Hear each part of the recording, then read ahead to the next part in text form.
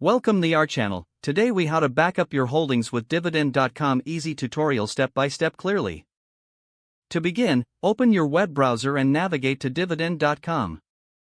Once the website loads, locate the search bar at the top of the page. Type in the name or ticker symbol of the stock you want to back up. Hit the enter key to bring up the stock's profile page. On the stock profile page, look for the dividend section. In this section, you will find important information related to the stock's dividends. Take note of the key figures, such as the dividend yield and payment history. Next, find the option to create or log into your Dividend.com account. If you don't have an account, follow the prompts to create one. Once logged in, navigate to your portfolio section.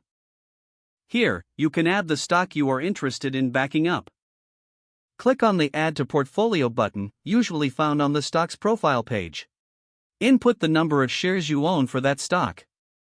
Ensure the information is accurate, then save the entry. Now, return to your portfolio overview for a complete list of your holdings. Review the entries to confirm that the stock has been added correctly. Consider exporting your portfolio for easy access in the future.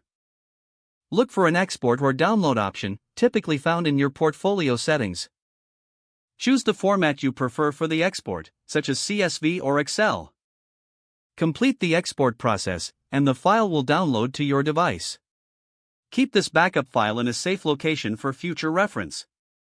You have now successfully backed up your holdings using Dividend.com.